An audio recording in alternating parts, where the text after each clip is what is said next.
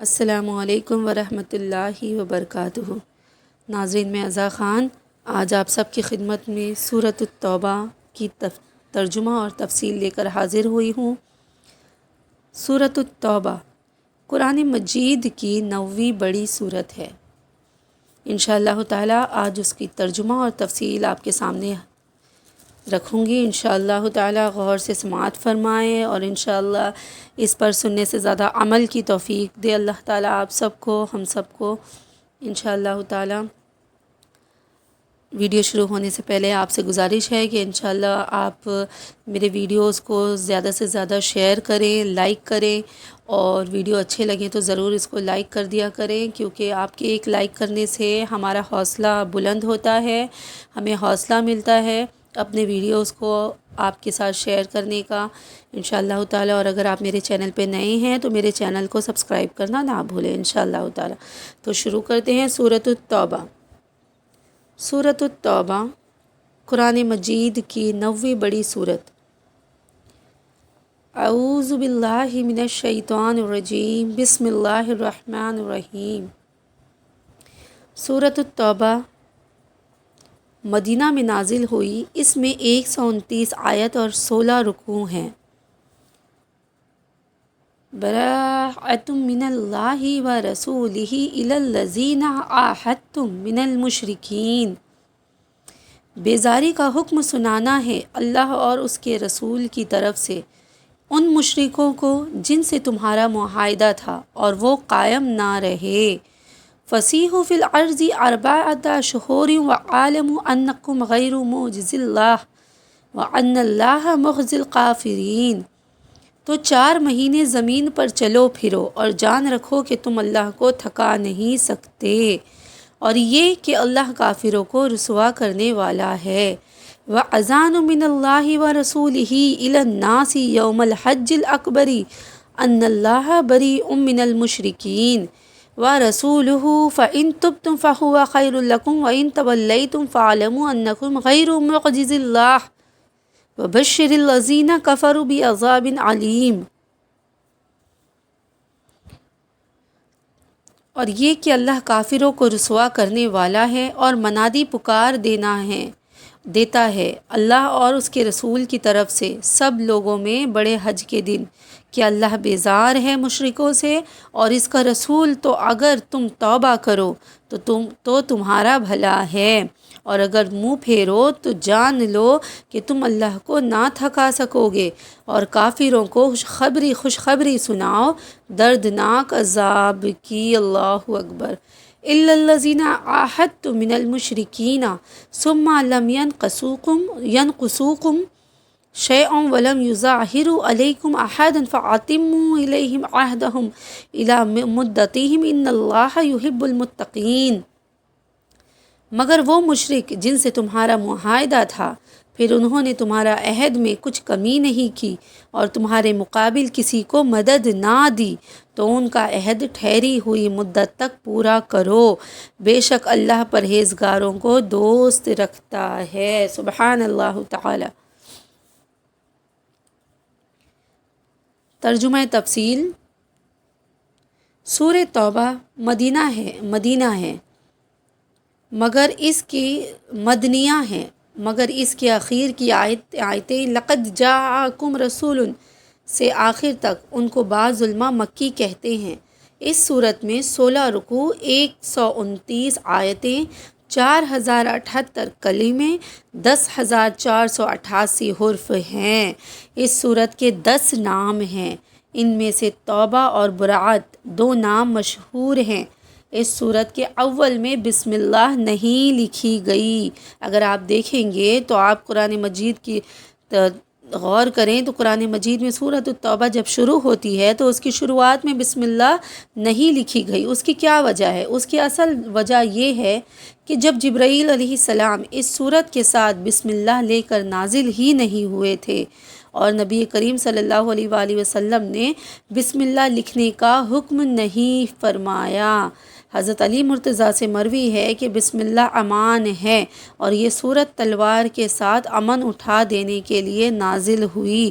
بخاری نے حضرت برا سے روایت کیا کہ قرآن کریم کی صورتوں میں سب سے آخر یہی صورت نازل ہوئی۔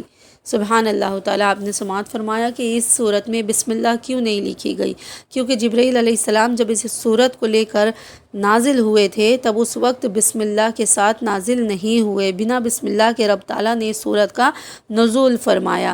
اور دوسری وجہ یہ تھی کہ نبی کریم صلی اللہ علیہ وسلم کو جب یہ وحی نازل ہوئی بسم اللہ کی صورت میں، سورۃ التوبہ کی صورت میں، تو میرے نبی کریم صلی اللہ علیہ وآلہ وسلم نے اس میں بسم اللہ لکھنے کا حکم نہیں دیا، کیونکہ بسم اللہ جو ہے امان ہے، اور یہ صورت تلوار کے ساتھ امن اٹھا دینے کے لیے نازل ہوئی، اس وجہ سے اس صورت میں بسم اللہ نہیں لکھی گئی۔ سبحان اللہ تعالی۔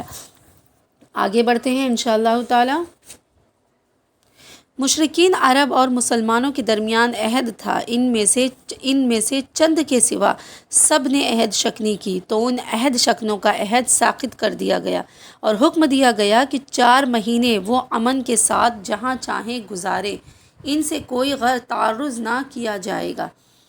اس عرصے میں انہیں مواقع ہے کہ خوب سوچ سمجھ لیں کہ ان کے لیے کیا بہتر ہے، اور اپنی احتیاطیں کر لیں، اور جان لیں کہ اس مدت کے بعد اسلام منظور کرنا ہوگا۔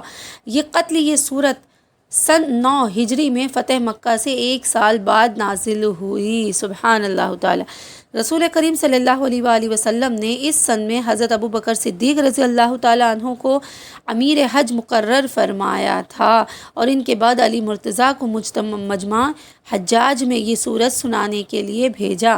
چنانچہ حضرت علی مرتضیٰ نے 10 ذی الحجہ کو حمزہ عقبہ کے پاس کھڑے ہو کر ندا کی، یا ایھا الناس، میں تمہاری طرف رسول کریم صلی اللہ علیہ وآلہ وسلم کا فرستادہ آیا ہوں۔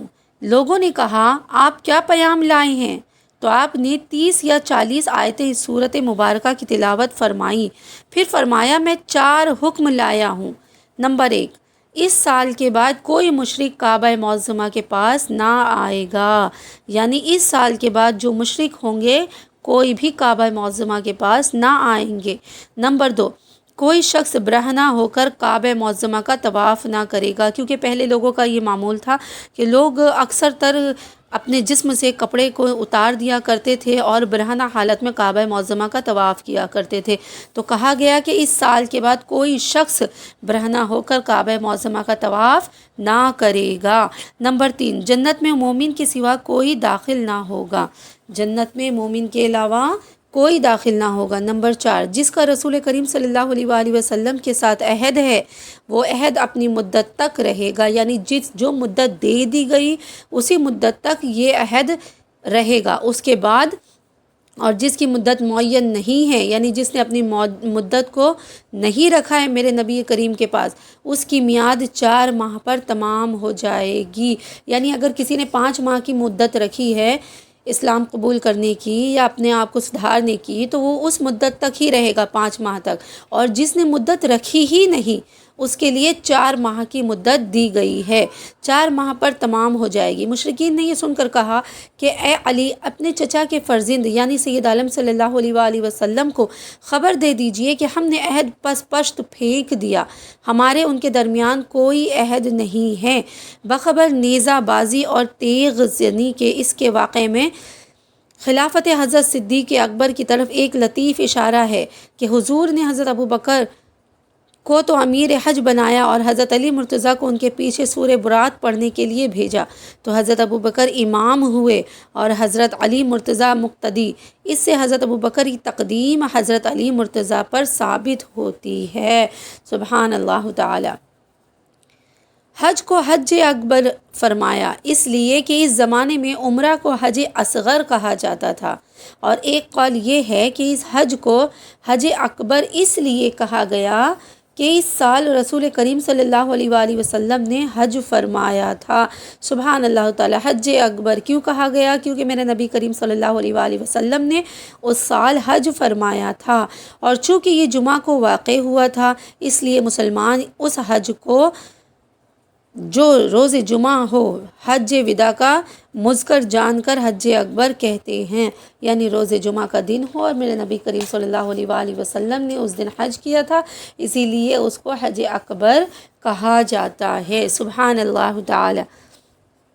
اب آگے آیت میں ذکر ہے وَيَتُوبُ اللَّهُ عَلَى مَن يَشَاءُ وَاللَّهُ عَلِيمٌ حَكِيمٌ ام حسبتم ان تتركوا ولما يعلم الله الذين جاهدوا منكم ولم يتخذوا من دون الله ولا رسوله ولا المؤمنين وليجة والله خبير بما تعملون۔ ترجمہ، اور اللہ جس کی چاہے توبہ قبول فرمائے اور اللہ علم و حکمت والا ہے۔ بے شک کیا اس گمان میں ہو کہ یوں ہی چھوڑ دیے جاؤ گے، اور ابھی اللہ نے پہچان نہ کرائی ان کی جو تم میں سے جہاد کرے اور اللہ اور اس کے رسول اور مسلمانوں کے سوا کسی کو اپنا محرم راز نہ بنائیں گے، اور اللہ تمہارے کاموں سے خبردار ہے۔ ما کان للمشرکین ان یعمروا مساجد اللہ شاہدین علی انفسہم بالکفر اولئک حابطت اعمالہم وفی النار ہم خالدون۔ مشرکوں کو نہیں پہنچتا کہ اللہ کی مسجدیں آباد کریں خود اپنے کفر کی گواہی دے کر، ان کا تو سب کیا دھرا اکارت ہے اور وہ ہمیشہ آگ میں رہیں گے۔ انما یامر مساجد اللہ من آمن باللہ والیوم الآخر واقام الصلاۃ وآتى الزکاۃ ولم یخش الا اللہ فعسى اولئک ان یکونوا من المہتدین۔ اللہ کی مسجدیں وہی آباد کرتے ہیں جو اللہ اور قیامت پر ایمان لاتے ہیں اور نماز قائم کرتے ہیں اور زکوٰۃ دیتے ہیں اور اللہ کے سوا کسی سے نہیں ڈرتے، بے شک تو قریب ہے کہ یہ لوگ ہدایت والوں میں ہوں۔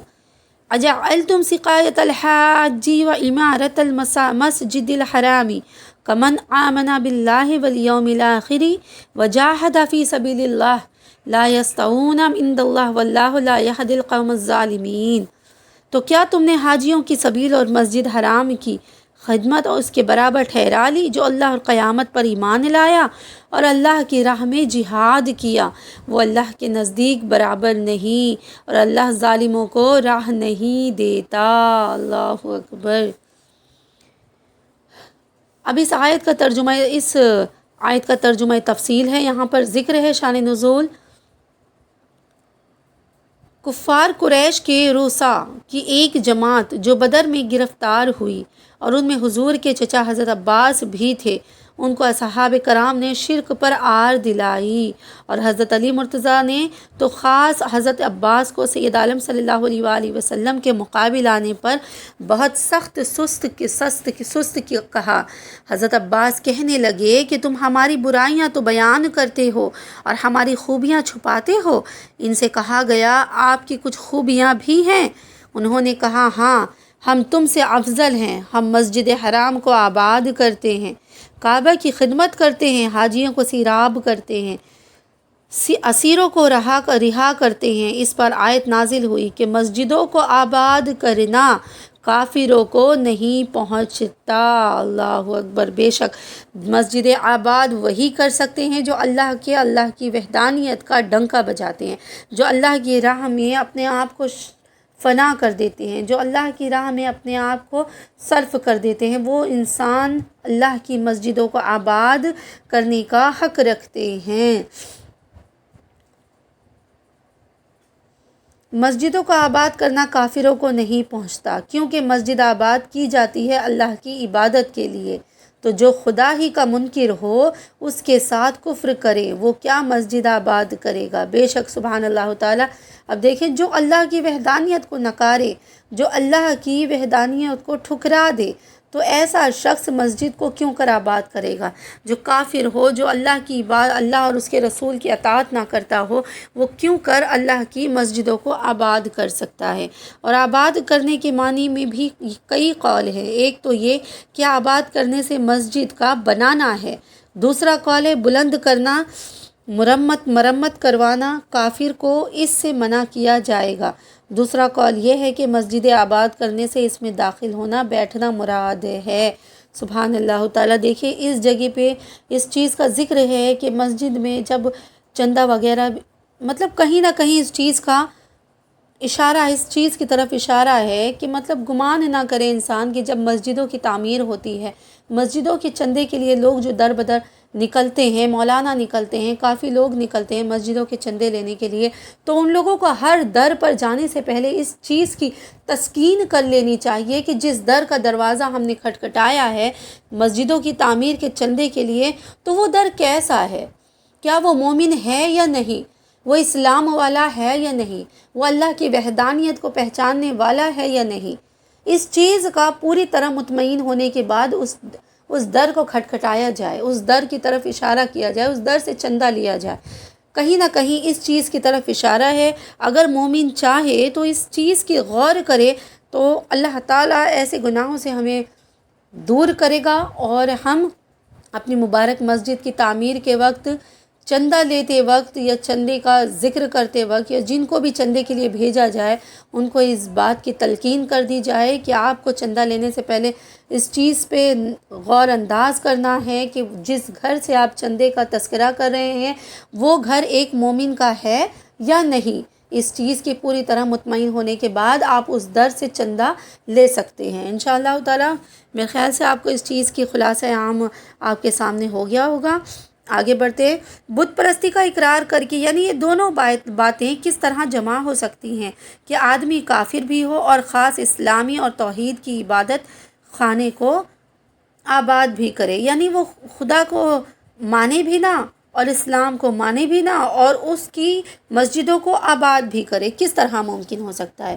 کیونکہ حالت کفر کے اعمال مقبول نہیں، نہ مہمانداری، نہ حاجیوں کی خدمت، نہ قیدیوں کا رہا کرانا، اس لیے کہ کافر کا کوئی فعل اللہ کے لیے تو ہوتا نہیں، لہٰذا اس کا عمل سب عقارت ہے، اور اگر وہ اسی کفر پر مر جائے تو جہنم میں اس کے لیے ہمیشگی کا عذاب ہے.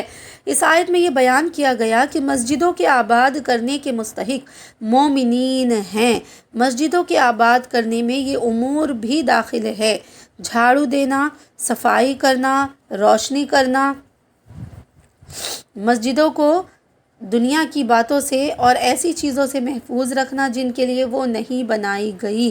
مسجد عبادت کرنے اور ذکر کرنے کے لیے بنائی گئی ہے، اور علم کا درس بھی ذکر میں داخل ہے، یعنی کسی کی رضا کو رضا الہی پر کسی اندیشے سے بھی مقدم نہیں کرتے ہیں. یہی معنی ہے اللہ سے ڈرنے اور غیر سے نہ ڈرنے کے. سبحان اللہ تعالیٰ. یعنی مسجدوں کو آباد کرنے سے صرف یہی مراد نہیں ہے کہ ہم نے مسجدوں کو تعمیر کر دیا، بلکہ اس میں کافی سارے امور ہیں، کافی سارے کام ہیں. جیسے مسجد میں داخل ہوتے ہیں تو جھاڑو دے دینا، صفائی کرنا مسجد کی، روشنی کرنا مسجد میں، مسجدوں کو دنیا کی باتوں سے بچائے رکھنا، یعنی مسجدوں میں جائیں تو صرف اللہ کا ذکر کریں، اس کے رسول کا ذکر کریں، نہ کہ وہاں پہ کوئی دنیاوی مسئلہ لے کے بیٹھ جائیں یا دنیاوی باتوں سے الجھے رہیں یا کسی سے بد اخلاقی سے بات کریں یا پھر کوئی اونچی آواز میں بات کریں. یہ تمام چیزیں جو ہیں مسجدوں کو آباد کرنے میں شمار کرتی ہیں. اس لیے جب بھی مسجدوں میں جائیں میرے بھائی تو یہ مسجدوں میں اہتمام کریں، اس چیز کے دھیان دیں کہ کبھی بھی مسجد میں جائیں تو اونچی آواز میں بات نہ کریں، ادب اور احترام کے دائرے میں رہیں، دنیاوی کوئی بات کا تذکرہ مسجد کے اندر نہ کریں. آپ کو دنیاوی کوئی بات کرنی ہے تو مسجد سے باہر آ کر کریں. مسجد میں جب تک رہیں تو مسجد میں صفائی کا اہتمام کریں. اگر آپ کو لگ رہا ہے کہ مسجد میں اگر کہیں پہ گندگی ہے یا کہیں پہ کچرا ہے تو آپ اپنے ہاتھوں سے مسجدوں کو صاف کر دیں. مسجد میں اگر اندھیرا ہے کسی کوچے میں تو آپ اس جگہ پہ روشنی کر دیں.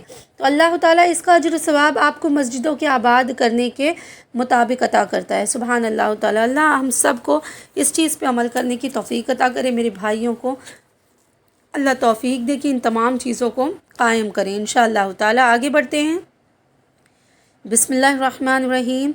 قل ان كان آباؤكم وأبناؤكم وإخوانكم وأزواجكم وعشيرتكم وأموال اقترفتموها وتجارة تخشون كسادها ومساكن ترضونها أحب إليكم من الله ورسوله وجهاد فی سبیلہ فتربصوا حتی یاتی اللہ بامرہ ولا واللہ لا یہدی القوم الفاسقین۔ ترجمہ: تم فرماؤ اگر تمہارے باپ اور تمہارے بیٹے اور تمہارے بھائی اور تمہاری عورتیں اور تمہارا کنبہ اور تمہاری کمائی کے مال اور وہ سودا جس کے نقصان کا تمہیں ڈر ہے اور تمہارے پسند کا مکان، یہ چیزیں اللہ اور اس کے رسول اور اس کی راہ میں لڑنے سے زیادہ پیاری ہوں تو راستہ دیکھو یہاں تک کہ اللہ اپنا حکم لائے، اور اللہ فاسقوں کو راہ نہیں دیتا۔ سبحان اللہ تعالیٰ۔ بے شک لقد نصرکم اللہ فی مواطن کثیرۃ ویوم حنین اذ اعجبتکم کثرتکم فلم تغن عنکم شیئا وضاقت علیکم الارض بما رحبت ثم ولیتم مدبرین ثم انزل اللہ سکینتہ علی رسولہ وعلی المؤمنین وانزل جنودا لم تروها وعذب الذین کفروا وذلک جزاء الکافرین۔ ترجمہ: بے شک اللہ نے بہت جگہ تمہاری مدد کی، اور حنین کے دن جب تم اپنی کثرت پر اترا گئے تھے تو وہ تمہارے کچھ کام نہ آئی، اور زمین اتنی وسیع ہو کر تم پر تنگ ہو گئی، پھر تم پیٹھ دیکھ کر پھر گئے، پھر اللہ نے اپنی تسکین اتاری اپنے رسول اور مسلمانوں پر، اور وہ لشکر اتارے جو تم نے نہ دیکھے، اور کافروں کو عذاب دیا، اور منکر کی یہی سزا ہے۔ اللہ اکبر۔ اللہ تعالی ہمیں ان تمام گناہوں سے بچائے۔ سبحان اللہ تعالی۔ شان نزول ہے روز بدر۔ روز بدر جب حضرت عباس گرفتار ہو کر آئے تو انہوں نے اصحاب رسول اللہ صلی اللہ علیہ وآلہ وسلم سے کہا کہ تم کو اسلام اور ہجرت و جہاد میں سبقت حاصل ہے، تو ہم کو بھی مسجد حرام کی خدمت اور حاجیوں کے لیے سبیلے لگانے کا شرف حاصل ہے۔ اس پر یہ آیت نازل ہوئی اور آگاہ کیا گیا کہ جو عمل ایمان کے ساتھ نہ ہو وہ بیکار ہے۔ دیکھیے اس زمانے میں مکہ معظمہ کی جو خدمت ہوتی تھی، بہت سے ایسے منکر تھے جو اللہ کا نمازیں تو پڑھتے تھے لیکن اللہ کے منکر تھے، اللہ کی وحدانیت کو نہیں پہچانتے تھے، کئی بتوں کی پوجا کیا کرتے تھے، کئی لوگوں کو کئی بت پرستی کیا کرتے تھے، لیکن پھر بھی اللہ کی مسجدوں کو آباد کیا کرتے تھے، اور کہتے تھے اپنے آپ میں یہ غرور کرتے تھے کہ اللہ نے ہمیں یہ شرف دیا ہے کہ ہم مسجدوں کو آباد کرتے ہیں، ہم مسکینوں کی مدد کرتے ہیں، ہم تمام عمل انجام دیتے ہیں۔ تو اللہ تعالیٰ نے حضور پاک صلی اللہ علیہ وسلم کی طرف وحی نازل فرمائی اور یہ صورت نازل فرمائی، اور اس صورت میں یہ اعلان کر دیا گیا اعلانیہ طور پر کہ دیکھ لے کہ جو انسان، جو شخص، جو بندہ رب کی وحدانیت کو نہ پہچانے، میرے رسول کو نہ مانے، تو وہ انسان کی، اس شخص کی کوئی خدمت کار آمد نہیں، کوئی خدمت، کوئی عمل اس کا کسی کام نہیں آئے گا، وہ رائے گا جائے گا۔ سبحان اللہ تعالی۔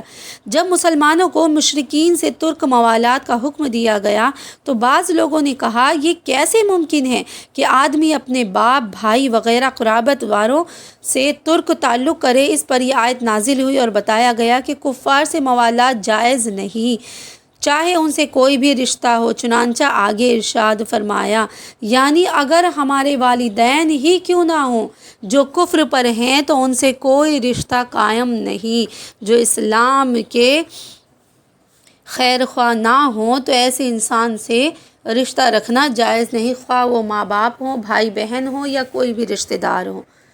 اور جلدی آنے والے عذاب میں مبتلا کریں یا دیر میں آنے والے میں، اس آیت سے ثابت ہوا کہ دین کے محفوظ رکھنے کے لیے دنیا کی مشقت برداشت کرنا مسلمان پر لازم ہے، اور اللہ اور اس کے رسول کی اطاعت کے مقابل دنیاوی تعلقات کچھ قابل التفات نہیں، اور خدا اور رسول کی محبت ایمان کی دلیل ہے۔ بے شک سبحان اللہ تعالی، جس دل میں خدا اور اس کے رسول کی محبت نہیں وہ ایمان والا نہیں، کیونکہ ایمان کی شروعات ہی میرے اللہ اور اس کے رسول سے ہوتی ہے۔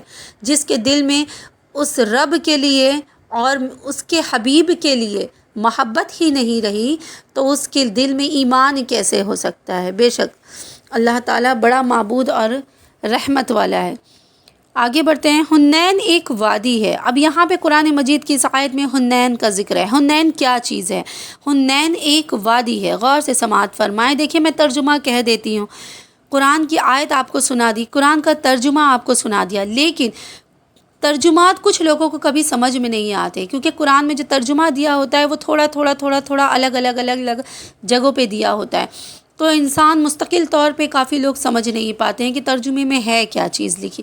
اب جیسے یہاں پہ حنین کا ذکر ہے، لیکن حنین کیا ہے، حنین کی تفصیل ہمیں نہیں پتہ، تو آج آپ کو تفصیل کے ساتھ آپ کو اسی لیے بتاتی ہوں کہ آپ ترجمے کے ساتھ تفصیل کو غور سے سماعت فرمائیں، تاکہ آپ کو ترجمہ جو دیا ہے قرآن میں، آپ کو اس کی تفصیل برابر مکمل طور پہ سمجھ میں آ جائے۔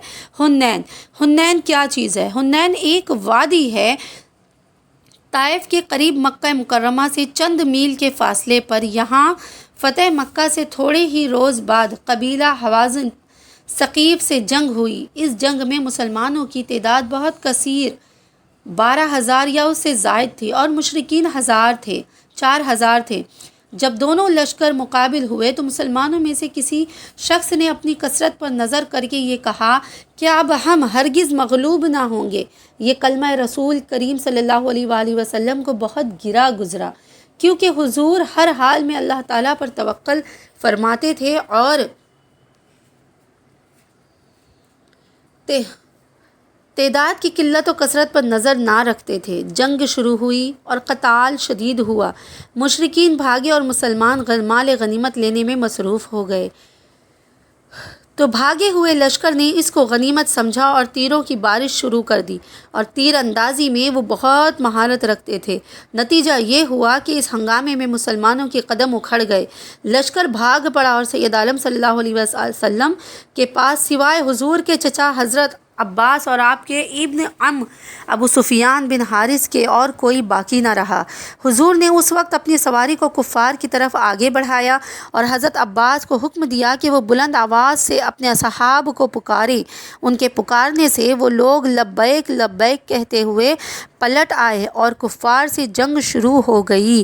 جب لڑائی خوب گرم ہوئی، حضور نے اپنے دست مبارک میں سنگ ریزے لے کر کفار کے منہوں پر مارے اور فرمایا، رب محمد کی قسم بھاگ نکلے، یا رب محمد کی قسم بھاگ نکلے۔ سنگریزوں کا مارنا تھا کہ کفار بھاگ پڑے، اور رسول کریم صلی اللہ علیہ وآلہ وسلم نے ان کی غنیمتیں مسلمانوں کو تقسیم فرما دیں۔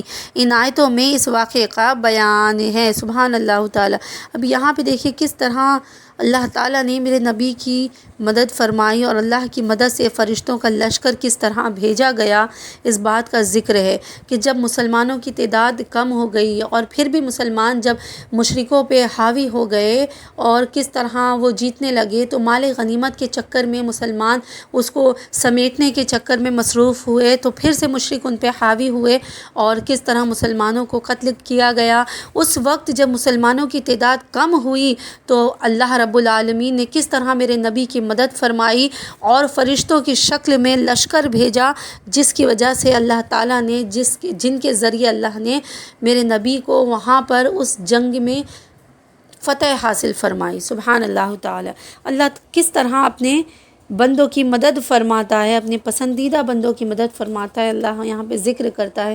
اسی طرح میری ماؤں بہنوں، اللہ تعالیٰ جو ہے ہماری زندگی میں بھی اس وقت جنگ کا ماحول تھا تو جنگ کی شکل میں لشکر بھیجے جاتے تھے، فرشتوں کی شکل میں، اور مدد کی جاتی تھی۔ آج بھی رب تعالیٰ ہماری مدد فرماتا ہے، لیکن ہماری نظر اس قابل نہیں کہ اس کی رحمت کو دیکھ سکے، لیکن میں یہ کہنا چاہتی ہوں کہ ہم اس کی رحمت کو، اس کی مدد کو محسوس نہیں کر سکتے۔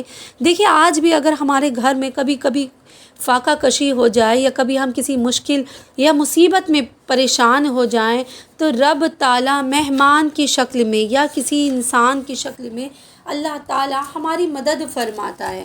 رب تعالیٰ کسی نہ کسی کی شکل میں، دیکھیں اگر ہم کبھی فار ایگزامپل سمجھیں کہ آج میرے گھر میں کھانا نہیں بنا اور کسی وجہ سے میں پریشان تھی اور کھانا نہ بنا پائی اور مفلسی کا عالم ہے، اس وقت دیکھیے غور کریں کہ کبھی ایسا ہوتا ہے کہ گھر میں کبھی ایسی جن کے گھر میں ایسا ہوا ہوگا تو وہ اپنی اس بات پہ، اپنی زندگی کے اس حصے پہ غور کریں کہ رب تعالیٰ پڑوسی کی شکل میں، رشتہ داروں کی شکل میں کہیں نہ کہیں سے ایک پیالہ سالن یا ایک پلیٹ کھانا ضرور پہنچا دیتا ہے آپ کے گھر میں۔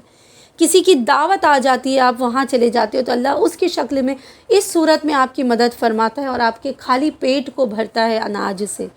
تو اللہ کسی نہ کسی کی شکل میں دے دیتا ہے۔ پتہ ہے آپ لوگوں کو، آپ کے شوہر روزی نہیں ہے، روزی کی وجہ سے پریشان ہے، لیکن اتفاق ایسا ہوتا ہے کہ جب آپ کے گھر میں ایک دانہ بھی نہیں ہوتا ہے نا، اس دانے کو ختم ہونے سے پہلے پہلے رب تعالیٰ کہیں نہ کہیں سے آپ کے شوہر کی روزی کا انتظام کر دیتا ہے، اور اللہ تعالیٰ اس کے ذریعے آپ کے گھر میں اناج لاتا ہے، آپ کے گھر میں چولہا جلتا ہے۔ تو اللہ کسی نہ کسی، ہر زمانے میں رب تعالیٰ نے ہر طرح سے اپنے بندوں کی مدد کی ہے، لیکن ان بندوں کی مدد جو اللہ کو مانتے ہیں، اس کے رسول کی محبت اپنے دل میں رکھتے ہیں، کافروں کی نہیں۔ لیکن پھر بھی رب تعالیٰ اتنا مہربان ہے کہ ایک بت پرست کو بھی کھلا رہا ہے، وہ اللہ کا کلمہ گو نہیں ہے، وہ اللہ کی عبادت نہیں کرتا، وہ اللہ کو نہیں مانتا، اس کے رسول کو نہیں مانتا، لیکن پھر بھی رب تعالیٰ اسے عطا کر رہا ہے۔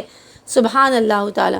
اب دیکھیں، اسی واقعے کی نسبت میں آپ کو ایک چھوٹا واقعہ بتاتی ہوں۔ ایک مرتبہ حضور پاک صلی اللہ علیہ وآلہ ایک بار حضرت ابراہیم علیہ السلام کے پاس، ابراہیم علیہ السلام کا معمول تھا کہ آپ جب بھی دسترخوان پر بیٹھتے تو کسی نہ کسی مہمان کے ساتھ کھانا کھایا کرتے، کیونکہ یہ ذکر ہے کہ مہمان، جس دسترخوان پر مہمان ہوتا ہے، اس کھانے کا حساب نہیں لیا جاتا، اس کھانے کا کوئی حساب نہیں۔ آپ 10 قسم کا کھانا اس دسترخوان پر رکھ لیں، لیکن اس کھانے کا کوئی حساب نہیں ہوگا۔ تو آپ کا معمول تھا کہ آپ جب بھی کھانا کھایا کرتے تھے تو کسی نہ کسی مہمان کے ساتھ کھایا کرتے تھے۔ ایک مرتبہ آپ کے پاس کوئی مہمان ہی نہیں آیا، آپ اس وقت بے چین ہو گئے، آپ نے کہا کہ اب میں کیا کروں، میں اکیلے دسترخوان پر کیسے بیٹھوں۔ آپ نکل پڑے گھر سے باہر، اور گھر سے باہر نکل کر باہر کھڑے ہو گئے اور دیکھنے لگے کہ شاید کوئی مل جائے پہچان کا، میں اسے بلا لوں اور دسترخوان پر ساتھ میں کھانا تناول فرماؤں۔ اب اتنے میں ایک شخص دکھائی دیا، آپ نے اشارہ کیا کہ اے بھائی ادھر آنا۔ فرمایا کیا ہوا؟ آپ نے فرمایا کہ چلیے میرے ساتھ کھانا تناول فرما لیجئے، کھانے کا وقت ہو گیا ہے۔ آپ چلے گئے کھانے کے لیے ساتھ میں اس شخص کو لے کر، دسترخوان پر بیٹھے اور کہا کہ چلیے شروع کریے اللہ کا نام لے کر۔ اب وہ شخص نے کہا کہ بھائی اللہ کا نام لے کر شروع کر۔ بھائی میں اللہ کا نام لے کے شروع نہیں کروں گا، کیونکہ وہ ایک بت پرست تھا، اور اس نے کہا کہ بھائی میں تیرے ایک وقت کے کھانے کے لیے اپنے بتوں سے غداری نہیں کر سکتا ہوں، اور میں اس لیے نہیں کھاؤں گا اللہ کا نام لے کر۔ اتنا سننا تھا کہ ابراہیم علیہ السلام غصے میں کھڑے ہو گئے اور کہا کہ جا یہاں سے دور چلا جا میری نظروں کے سامنے سے، جب تو اللہ کا نام لے کے کھا نہیں سکتا تو میں تو اسی کے نام سے تجھے کھلا رہا ہوں، تو نکل جا یہاں سے۔ جیسے ہی وہاں سے وہ نکلا، فوراً ہی جبرائیل امین وہی لے کر نازل ہو گئے اور فرمایا کہ اے ابراہیم، اللہ نے آپ کو سلام فرمایا ہے۔ کہتے ہیں وعلیکم السلام۔ پھر فرماتے ہیں کہ اے ابراہیم، اللہ فرماتا ہے کہ تو نے اس شخص کو کیوں نکالا، کیوں اسے کھانا نہیں کھانے دیا؟ فرمایا کہ اے جبرائیل، وہ شخص اللہ کے نام سے کھانا نہیں کھا رہا تھا، وہ مشرک تھا، وہ بت پرست تھا، اور وہ میرے رب کے نام سے کھانا نہیں کھانا چاہ رہا تھا، اس لیے میں نے اسے باہر نکال دیا۔ آپ نے فرمایا کہ اللہ فرماتا ہے کہ اس شخص کی عمر کیا ہوگی؟ ابراہیم علیہ السلام نے فرمایا کہ میرے خیال سے اس شخص کی عمر 80 برس تک ہونی چاہیے۔ تو جبرائیل امین فرماتے ہیں کہ اللہ فرماتا ہے کہ میں 80 سالوں سے اس کافر کو، اس بت پرست کو روزانہ کھانا کھلا رہا ہوں بنا کسی سوال جواب کے، کیا تو اسے ایک دن نہیں کھلا سکا؟ اتنا سننا تھا کہ فوراً آپ نے اللہ کی بارگاہ میں سچی توبہ کی اور اس شخص کو بلایا اور کہا کہ اے بھائی ذرا ادھر آنا، اور کہا کہ کیا بات ہے، تم نے مجھے کیوں بلایا؟ ابھی تک تو تم نے مجھے نکال دیا تھا گھر سے، اب کیوں بلایا؟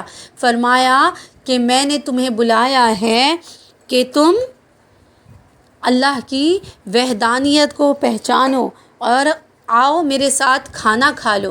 فرمایا کہ میں تمہارے ساتھ کھانا نہیں کھا سکتا کیونکہ تم نے مجھے اللہ کا نام لے کے کھانے کے لیے کہا ہے۔ فرمایا کہ بھائی تو مت کھا اللہ کا نام لے کے کھانا، بس ایسے ہی شروع کر دے کھانا، میں تجھے اللہ کا نام لینے نہیں کہوں گا۔ اچانک اس شخص نے کہا کہ بھائی کیا بات ہے، اچانک تمہارے لہجے میں اتنی نرمی کیسے آ گئی؟ فرمایا کہ میرے لہجے میں نرمی اسی رب کی وجہ سے آئی ہے جس رب کا تو کلمہ نہیں پڑھنا چاہتا، جس رب کا تو نام نہیں لینا چاہتا۔ کہا کہ میرے رب نے فرمایا ہے کہ میں اس کافر کو، اس تجھ کافر کو، تجھ بت پرست کو 80 سالوں سے کھانا کھلا رہا ہوں، جب کہ وہ میرا نام نہیں لیتا، میرا ذکر نہیں کرتا، پھر بھی میں اسے کھلا رہا ہوں، اور میں ایک وقت تجھے نہ کھلا سکا۔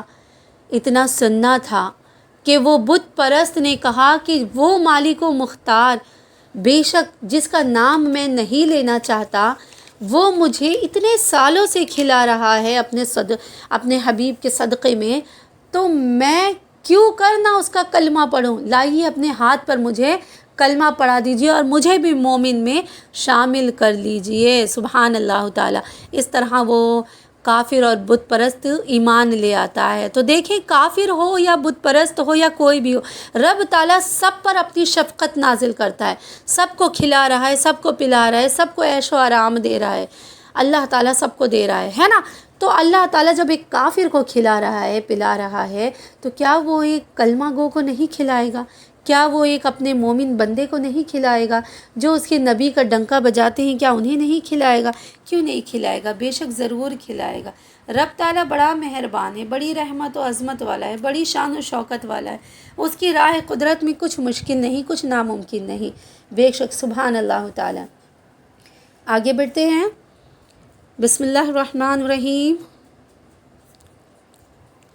یا ایہا الذین آمنوا ان کثیرا من الاحبار والرہبان لیاکلون اموال الناس بالباطل ویصدون عن سبیل اللہ والذین یکنزون الذہب والفضة ولا ينفقونها فی سبیل اللہ فبشرهم بعذاب علیم یوم یحمى علیہ فی نار جہنم فتقوی بها جباہہم وجنوبہم وظہورہم ھذا ما کنزتم لانفسکم فذوقوا ما کنتم تکنزون۔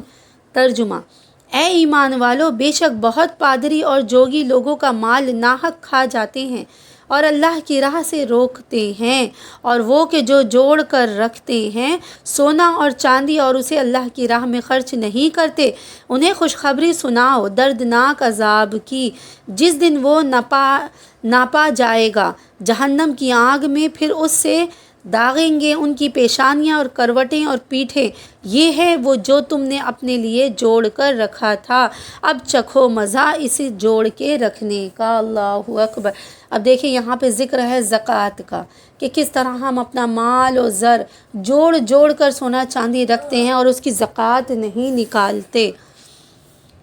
ترجمہ تفصیل ہے۔ شان نزول: صدی کا قول ہے کہ یہ آیت مانعین زکوٰۃ کے حق میں نازل ہوئی جبکہ اللہ تعالیٰ نے احبار اور رہبان کی حرص مال کا ذکر فرمایا تو مسلمانوں کو مال جمع کرنے اور اس کے حقوق ادا نہ کرنے سے حذر دلایا۔ حضرت ابن عمر رضی اللہ عنہما سے مروی ہے کہ جس مال کی زکوٰۃ دی گئی وہ کنز نہیں، خواہ فتنہ فینا ہے ہی ہو، اور جس کی زکوٰۃ نہ دی گئی وہ کنز ہے جس کا ذکر قرآن میں ہوا کہ اس کے مالک کو اس سے داغ دیا جائے گا۔ رسول کریم صلی اللہ علیہ وآلہ وسلم سے اصحاب نے عرض کیا کہ سونے چاندی کا تو یہ حال معلوم ہوا، پھر کون سا مال بہتر ہے جس کو جمع کیا جائے؟ فرمایا ذکر کرنے والی زبان۔ سبحان اللہ تعالیٰ۔ دیکھیں جب فرمایا گیا کہ سونا اور چاندی جمع نہ کیا جائے اور اگر جمع کیا جائے تو اس کی زکوٰۃ دی جائے، تو فرمایا کہ اگر ہم یہ چیز جمع نہ کریں تو پھر کیا جمع کریں؟ تو کیا ذکر ہوتا ہے؟ دیکھیے قرآن فرما رہا ہے کہ ذکر کرنے والی زبان کو جمع رکھیں، شکر کرنے والے دل کو جمع رکھیں، اور نیک بیوی جو ایماندار کی اس کے ایمان پر مدد کرے، یعنی پرہیزگار ہو کے اس کی صحبت سے طاعت و عبادت کا شوق بڑھے۔ ازدار الترمذی، مسئلہ مال کا جمع کرنا مباح ہے، مذموم نہیں، جبکہ اس کے حقوق ادا کیے جائیں۔ یعنی مال کا جمع کرنا منع کیا گیا، کیونکہ جمع کرنے سے یہ نسبت ہے کہ ہمیں اللہ کی ذات پر بھروسہ نہیں، کہ اللہ نے زندگی دی ہے تو وہ آگے جب تک زندگی ہے وہ جلائے گا بھی، اس لیے مال جمع کرنے سے منع کیا گیا۔ لیکن اگر جمع کرتے بھی ہیں تو اس کی زکوٰۃ وقتاً فوقتاً برابر ادا کرتے رہیں۔ حضرت عبد الرحمن بن عوف اور حضرت طلحہ وغیرہ اصحاب مالدار تھے، اور جو اصحاب کے جمع مال سے نفرت رکھتے تھے وہ ان پر اعتراض نہ کرتے تھے۔ اللہ اکبر، سبحان اللہ تعالیٰ۔ آپ کو اس بات سے سمجھ میں آ گیا ہوگا کہ زکوٰۃ کی اللہ تعالیٰ نے کتنی عظمت بیان کی ہے۔ بسم اللہ الرحمن الرحیم۔ ان عدۃ الشہور عند اللہ اثنا عشر شہرا فی کتاب اللہ یوم خلق السماوات والارض منها اربعۃ حرم ذلک الدین القیم فلا تظلموا فیہن انفسکم وقاتلوا المشرکین کافۃ کما یقاتلونکم کافۃ۔ اب یہاں پہ ذکر ہے، یہاں یہ بیان فرمایا گیا کہ احکام شرع قمری مہینوں پر ہے جن کا حساب چاند سے ہے، یعنی یہاں پہ قمری مہینے 4 قمری مہینوں کا ذکر کیا گیا ہے۔ اب یہاں پہ چاند کے مہینوں کا ذکر ہے۔ یہاں اللہ کی کتاب سے یا لوح محفوظ مراد ہے، یا قرآن، یا وہ حکم جو اس نے اپنے بندوں پر لازم کیا۔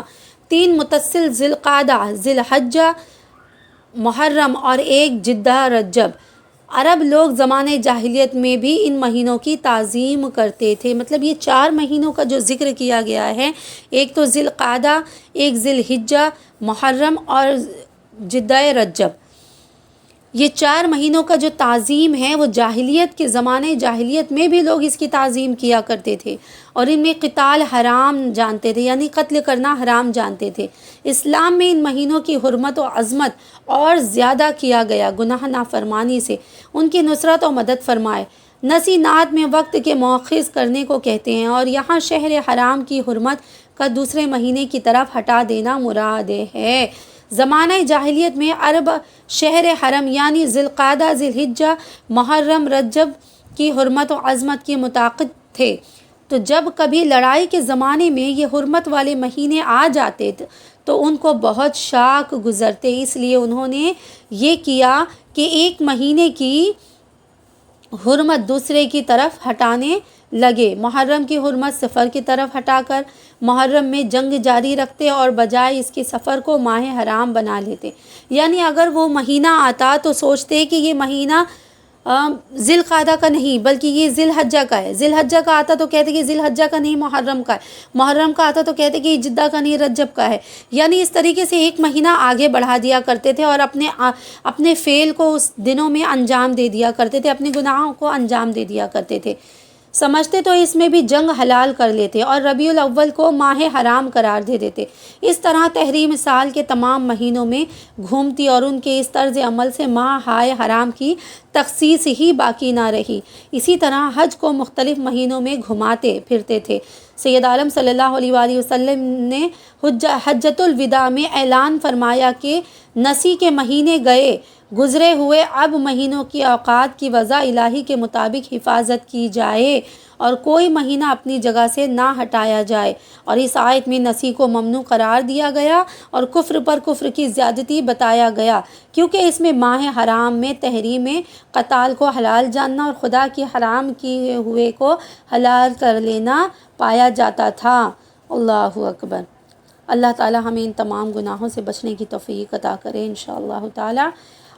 میں نے ابھی آپ کو سورۃ التوبہ کی پہلا حصہ بیان کر دیا، کیونکہ دیکھیں یہ صورتیں جو ہیں بڑی ہوتی ہیں، اور میں ایک ہی وقت میں ترجمہ اور تفصیل یہ تمام دونوں چیزیں ایک ساتھ بیان نہیں کر پاؤں گی، اور کیونکہ یہ ویڈیو بھی کافی بڑی ہو جائے گی، اور کافی لوگ کا یہ ہوتا ہے کہ جب دیکھتے ہیں کہ ویڈیوز کافی بڑی ہے، ایک ایک پونا پونا گھنٹے کی ہے، تو لوگ مطلب بوریت کا اظہار کرتے ہیں اور وہ ویڈیو کو پوری مکمل طور پر دیکھنا منظور نہیں کرتے۔ تو میرا یہ کہنا ہے کہ اگر میں ویڈیوز ڈال رہی ہوں تو یہ آپ تک مکمل طور پہ پہنچے، آپ اسے بہتر طریقے سے سنیں اور سمجھیں۔ اگر میں پوری ایک ساتھ ڈال دوں اور آپ بوریت کے حساب سے اس کو پورے طریقے سے، یا وقت کی وقت قلیل ہونے کے حساب سے آپ اس چیز کو مکمل طور پہ نہ سن سکیں، تو میں نہیں سمجھتی کہ یہ میرے لیے بہتر ہے، یا میں مطمئن نہیں ہوتی اس چیز سے۔ تو میں یہ سوچتی ہوں کہ میں ان بڑی صورتوں کو حصوں میں تقسیم کر کے آپ کے سامنے پیش کروں۔ تو انشاءاللہ تعالیٰ یہ میں نے پہلا حصہ آپ کے سامنے پیش کیا سورۃ التوبہ کا۔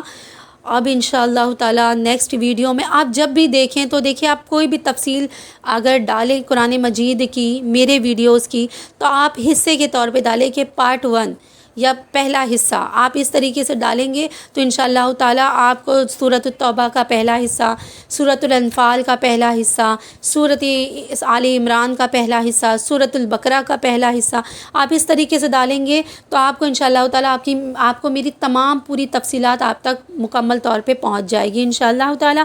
آگے اللہ سے یہی دعا ہے، اللہ تعالیٰ کہنے سننے سے زیادہ مولا عمل کی توفیق عطا کرے۔ جو بھی کہا، جو بھی سنا، رب تعالیٰ ہمیں اپنی بارگاہ میں قبول فرمائے، اور جو غلطیاں ہوئیں اپنے حبیب کے صدقے میں اسے معاف فرما دے۔ بے شک میرے معبود، تجھے ہمیں مانگنا نہیں آتا لیکن تجھے دینا آتا ہے۔ اللہ تو اپنے حبیب کے صدقے میں، ہماری اوقات نہیں میرے مولا کہ ہم تجھ سے کچھ مانگ سکے، لیکن تو نے پھر بھی ہمیں ہمیشہ اپنی اوقات سے زیادہ نوازا ہے مولا۔ اللہ تو اپنے حبیب کے صدقے طفیل میں ہماری اور تمام دینی بھائی بہنوں کی نیک جائز دلی تمناؤں کو پوری فرما۔ میرے مولا تمام کو ایمان دین پر رہنے کی توفیق عطا کر، ایمان والی زندگی اور ایمان والی موت نصیب فرما، عزت والی زندگی، عزت والی موت نصیب فرما۔ اے رب تعالیٰ، جو پریشان حال ہیں، جو مجبور ہیں، جو تکلیف میں ہے میرے مولا، میں نہیں جانتی لیکن تو بہتر جاننے والا ہے۔ اللہ تیرے حبیب کے صدقے طفیل میں دوست احباب، رشتہ دار، آس پڑوسی میرے مولا جتنے بھی ہیں میرے دینی بھائی بہن، ان تمام کی مشکلات کو آسان فرما دے، ان کی پریشانیوں کو دور فرما دے، ان کی تکلیفوں سے انہیں نجات دلا دے۔ بے شک میرے مولا تو بڑا مہربان، نہایت رحم والا ہے۔ اپنی رحمت و قدرت سے میرے مولا ہماری دعاؤں کو قبول فرما۔ آمین آمین آمین یا رب العالمین۔